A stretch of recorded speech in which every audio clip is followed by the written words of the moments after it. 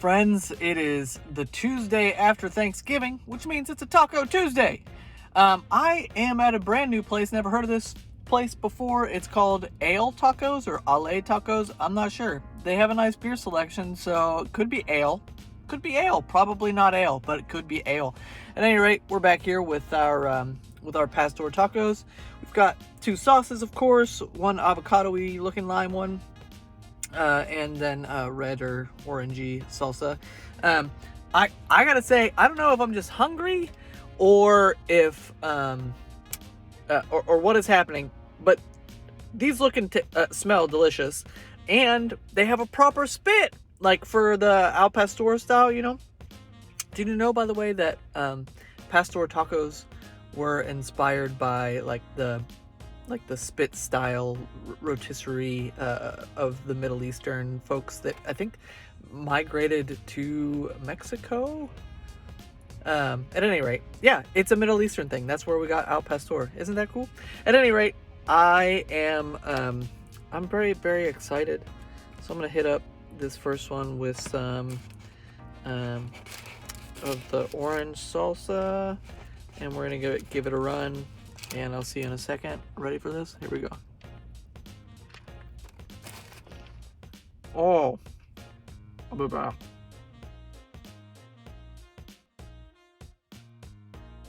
Well, I was going to talk about surprise today. And I'm still going to. But I got myself a little surprise here. As you can see, I hated those. It is possible. It is possible that they are better than my favorite ones.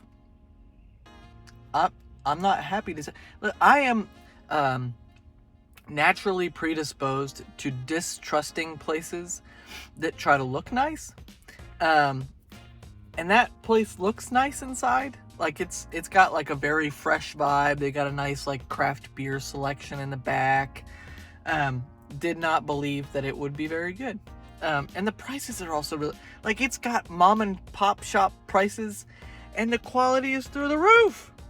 Really good.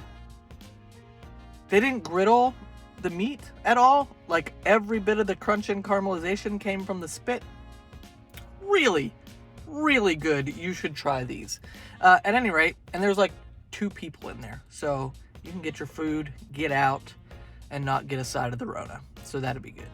At any rate, here's the deal. Advent started this last week. It's going to be a different Christmas than any of us expected or hoped for. But we are not the first, right? We are not the first to have our worlds turned upside down by things that are out of our control. It happens every day. We just so happen to find ourselves in here now with pretty much everybody else in the entire world, which is really something. But I've been thinking a lot about Joseph and Mary, right? And how their responses to this news that shook up and changed their lives rather dramatically, and not just for a season, but for at least 18 years till Jesus was out of the house, right?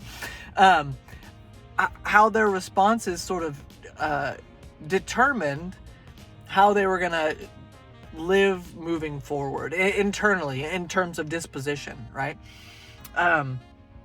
Joseph gets this news and he's like, well, I'm not having it. And he's about to divorce Mary quietly. Then he has this angelic visitor, and he decides to do what the angelic visitor says and raise Jesus as his own son, right? To adopt him.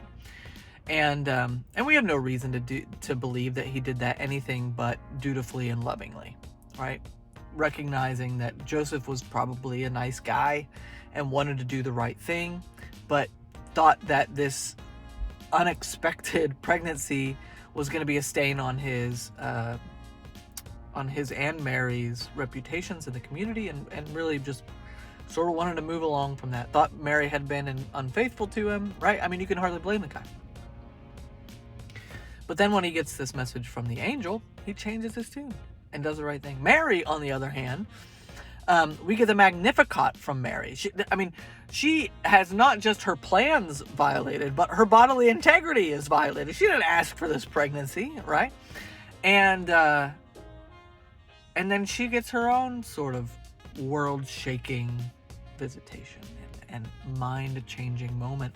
And interestingly, I recently learned that the Magnificat, that God has lifted up the lowly and taken down the proud, that whole thing, my soul rejoices in the Lord, that could have been spoken. Some translations and some variations on the text have that spoken by Elizabeth, not Mary at all, which felt so appropriate to me, right? Because sometimes when we are in the midst of our world being shaken up and we can't see our way out of it, and we can't sort of wrap our minds to make the shift to see the situation differently as a gift rather than a curse, it takes a friend to say, no, this is a gift.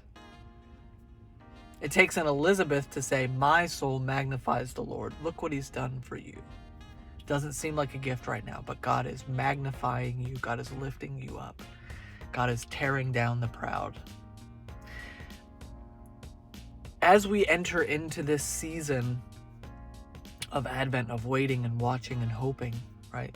Things that are going to either come more naturally to us after 8 months of this, or less naturally as we really want to be done hoping and waiting and praying and watching, right?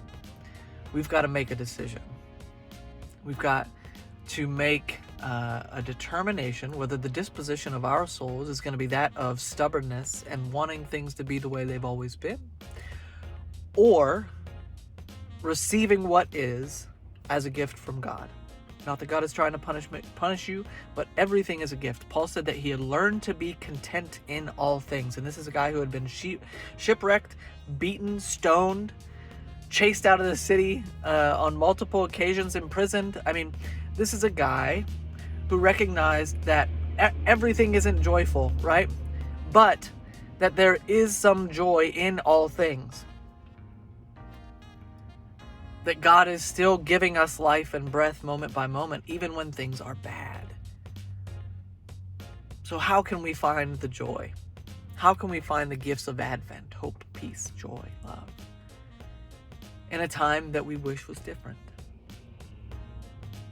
I wonder if we need to hear some angelic visitor of our own.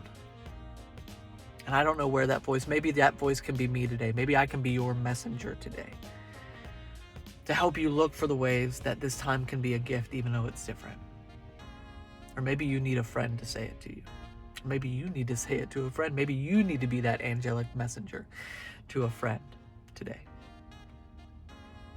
At any rate, things are different.